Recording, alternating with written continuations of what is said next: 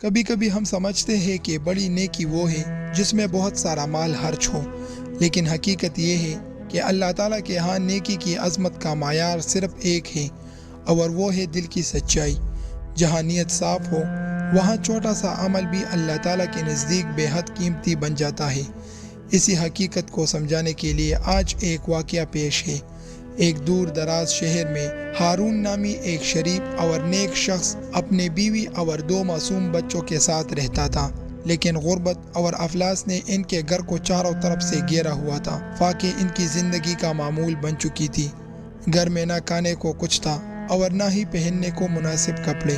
اس دن بھی گھر میں کھانے کو کچھ نہ تھا۔ بچے بھوکے تھے، ان کی ننھی آنکھوں سے آنسو جاری تھے، اور بیوی بے بسی کی صورت بنی بیٹھی تھی۔ ہارون کا دل غم اور ندامت سے ٹوٹ چکا تھا۔ اپنے اہل و عیال کو اس حال میں دیکھ کر وہ مزید صبر نہ کر سکا اور بے مقصد بوجھل قدموں کے ساتھ گھر سے باہر نکل آیا۔ وہ نہیں جانتا تھا کہ کہاں جا رہا ہے، بس غموں کا پہاڑ لیے چلتا جا رہا تھا۔ راستہ لمبا تھا اور ہارون دکھوں سے چور تھا۔ جیسے ہی وہ شہر کی گلیوں سے باہر نکلا، اس کا سامنا ایک نہایت متقی اور نیک ہستی سے ہوا، جس کا نام تھا مولانا جمیل۔ مولانا جمیل کی آنکھوں میں ایک عجیب سی روحانی چمک تھی۔ ہارون نے مولانا جمیل کو دیکھا اور اس کے لبوں پر بے ساختہ یہ الفاظ آ گئے: اے محترم شیخ، میں دکھوں کا مارا ہوں، میری قسمت نے مجھے تھکا دیا ہے۔ میرے گھر میں میرے بچے بھوک سے رو رہے ہیں اور میں بے بس ہوں، کوئی راستہ نظر نہیں آ رہا۔ مولانا جمیل نے نہایت شفقت سے ہارون کی طرف دیکھا، مسکرائے اور فرمایا: اے ہارون، مایوس مت ہو، اللہ اپنے بندوں کو کبھی تنہا نہیں چھوڑتا۔ میرے پیچھے آؤ، ہم دونوں سمندر کی طرف چلتے ہیں۔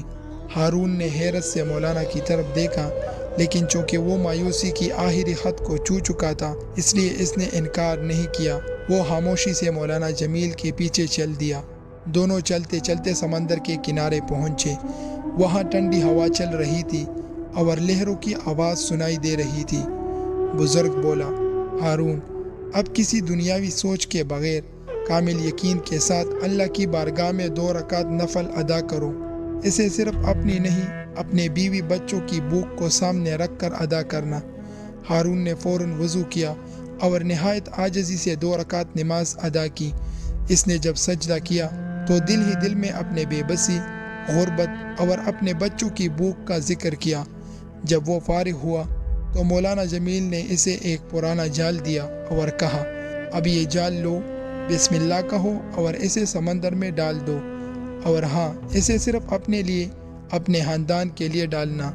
ہارون نے کانپتے ہاتھوں سے وہ جال سمندر میں پھینک دیا۔ ابھی جال زیادہ دور نہیں گیا تھا کہ وہ ایک زوردار جھٹکے سے رک گیا۔ جب ہارون نے اسے باہر نکالا تو وہ حیران رہ گیا۔ ایک بہت بڑی اور صحت مند مچھلی جال میں پھنسی ہوئی تھی۔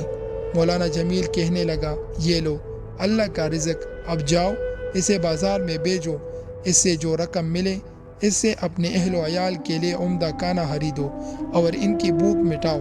ہارون اس معجزے پر بے حد خوش تھا۔ وہ مچھلی لے کر شہر کے بازار کی طرف دوڑا۔ مچھلی فوراً بہت اچھی قیمت پر فروخت ہو گئی۔ ہارون نے رقم لی اور سب سے پہلے ایک اچھی دکان پر گیا۔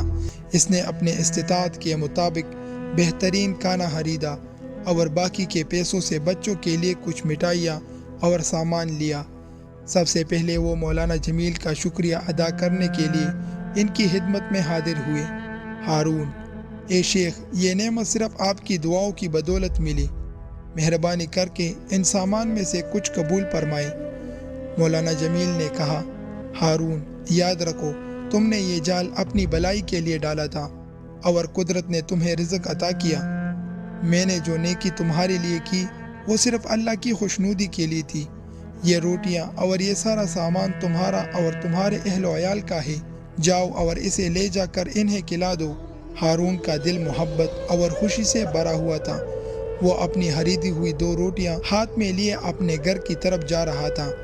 راستے میں اس کی نظر ایک بھوکی، غربت زدہ عورت اور اس کے چھوٹے بچے پر پڑی، جو ایک دیوار کے سہارے بیٹھے شدت کی بھوک سے رو رہے تھے۔ ہارون کے قدم رک گئے۔ وہ اپنے ہاتھوں میں پکڑے ہوئے 2 روٹیوں کو دیکھتا رہا، پھر اس عورت اور بچے کو دیکھا۔ اور پھر اپنے گھر میں بیوی اور بچوں کے بھوک کو یاد کیا۔ ہارون اپنے آپ سے کہنے لگا، یہ عورت اور اس کا بچہ اور میرا خاندان، ان میں کیا فرق ہے؟ یہ بھی بھوکے ہیں اور وہ بھی، کیا ان کی بھوک میرے بچوں کی بھوک سے کم ہے؟ میں اپنی روٹیاں کس کو دوں؟ یہ وہ لمحہ تھا جہاں ہارون کی نیت کا امتحان تھا۔ اس نے ایک بار پھر عورت کی آنکھوں سے بہتے ہوئے آنسو کو دیکھا۔ اس کے اندر ایثار اور قربانی کا جذبہ جاگ اٹھا۔ اس نے اپنا سر جھکا لیا۔ ہارون، ماں یہ روٹیاں لو، تم بھی کھاؤ اور اپنے بیٹے کو بھی کھلاؤ۔ عورت کے چہرے پر ایک دم مسکراہٹ آ گئی جو اس نے شاید صدیوں سے نہیں دیکھی تھی۔ بھوکے بیٹے کے چہرے پر بھی ایک معصوم اور حیرت انگیز مسکراہٹ پھوٹ پڑی، لیکن ہارون کا دل غمگین ہو گیا۔ وہ روٹیاں دے کر خالی ہاتھ پریشان دل کے ساتھ گھر کی طرف چل دیا کہ اب وہ اپنے بھوکے بچوں اور بیوی کا سامنا کیسے کرے گا۔ ہارون غمگین قدموں کے ساتھ جا رہا تھا کہ اس نے راستے میں ایک شخص کو دیکھا جو بلند آواز میں اعلان کر رہا تھا، کوئی ہے جو مجھے ہارون عبداللہ کے بیٹے سے ملا دے، میں اسے 20 سال سے تلاش کر رہا ہوں۔ لوگوں نے اعلان کرنے والے کو روک کر ہارون کی طرف اشارہ کیا جو حیرت زدہ کھڑا تھا۔ وہ شخص ہارون سے مخاطب ہوا، اے ہارون، آج سے 20 سال قبل تمہارے والد نے میرے پاس 30,000 درہم امانت رکھے تھے۔ جب سے وہ فوت ہوئے میں تمہیں ڈھونڈ رہا ہوں، آج میں نے تمہیں پا لیا، یہ لو، یہ تمہارے والد کا مال ہے۔ ہارون کا کہنا تھا کہ وہ بیٹے بیٹائے امیر ہو گیا تھا، اس کے کئی کاروبار پھیل گئے اور اس کی تجارت ترقی کرتی چلی گئی۔ اس نے کبھی بھی اللہ کی راہ میں خرچ کرنے میں کنجوسی سے کام نہیں لیا۔ وہ فراخ دلی سے صدقہ اور خیرات کرنے لگا۔ وہ اب ایک 1000 درہم نہیں بلکہ اس سے بھی زیادہ ایک وقت میں صدقہ کرنے والا بن گیا تاکہ دنیا میں بھی اس کی سخاوت کا چرچا ہو۔ لیکن افسوس، ان بڑے صدقات کی نیت میں کہیں نہ کہیں دنیاوی شہرت اور نام کا ہلکا سا پردہ پڑ چکا تھا۔ ایک رات ہارون نے ایک خوفناک خواب دیکھا۔ اس نے دیکھا کہ حساب کتاب کا دن آ پہنچا ہے، میدان حشر برپا ہے اور ہر طرف خاموشی اور دہشت کا عالم ہے۔ میدان میں ایک عظیم شان میزان نصب تھا۔ ایک غیبی منادی نے آواز دی، ہارون کو لایا جائے اور اس کے گناہ اور ثواب کو تولا جائے۔ ہارون کو لایا گیا اور ایک طرف میں اس کی نیکیاں اور دوسری طرف میں اس کے گناہ رکھ دی گئی۔ گناہوں والا طرف تیزی سے نیچے کی طرف جھک گیا جیسے اس پر پہاڑ رکھ دیا گیا ہو۔ ہارون کہنے لگا، میرے صدقات و خیرات کہاں گئے؟ وہ لاکھوں درہم جو میں نے اللہ کی راہ میں دیے تھے۔ سننے والے نے ہارون کے بڑے بڑے صدقات اور خیرات کو نیکیوں کی طرف میں رکھنا شروع کیا، لیکن ہر 1000 درہم کے نیچے دکھاوے اور نمائش کی دھول جمی ہوئی تھی۔ وہ درہم میزان میں رکھے جاتے اور ہوا میں ریت کی ذروں کی طرح ہلکے ہو کر بکھر جاتے۔ ہارون کے گناہوں کا طرف اب بھی باری تھا۔ ہارون خوف اور ندامت سے رونے لگا۔ ہارون روتے ہوئے، ہائے رب، میری نجات کیسی ہوگی؟ کیا میری تمام کمائی اور محنت برباد ہو گئی؟ اچانک اعلان کرنے والے کی آواز گونجی، کیا اس کے پاس کوئی اور عمل ہے؟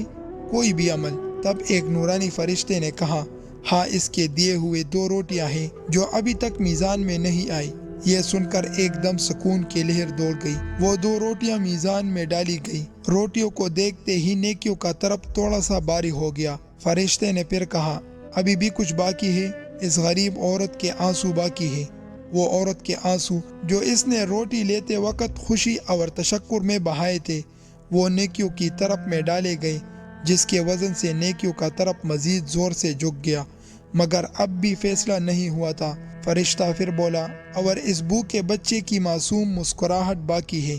جب وہ معصوم مسکراہٹ نیکیوں کی طرف میں ڈالی گئی تو نیکیوں کا طرف اتنی شدت سے جھک گیا کہ زمین کی طرف دبتا چلا گیا، اور پھر ایک اعلان ہوا، یہ شخص نجات پا گیا، اسے جنت کی طرف لے چلو۔ ہارون گھبرا کر نیند سے بیدار ہوا تو اس کا سارا جسم پسینے میں تر تھا۔ اس نے اپنے بستر سے اٹھ کر خود کو مخاطب کیا، اے ہارون، آج تجھے تیرے 1000 درہم کے بڑے بڑے صدقات نے نہیں بلکہ تیرے اخلاص سے دیے گئے 2 روٹیوں، ایک عورت کے آنسو اور ایک بچے کی مسکراہٹ نے بچایا ہے۔ اس کہانی سے ہمیں یہ سبق ملتا ہے، کسی بھی نیکی کو دکھاوے یا دنیاوی نام و نمود کی خواہش سے پاک رکھنا چاہیے۔ بڑی سے بڑی خیرات بھی ریاکاری کی وجہ سے اللہ کے نزدیک وزن کھو دیتی ہے۔ کسی بھی چھوٹی نیکی کو حقیر مت سمجھے۔ ہو سکتا ہے کہ آپ کی چھوٹی سی لیکن مخلصانہ نیکی جیسے 2 روٹیاں دینا قیامت کے دن آپ کی نجات کا واحد ذریعہ بن جائے۔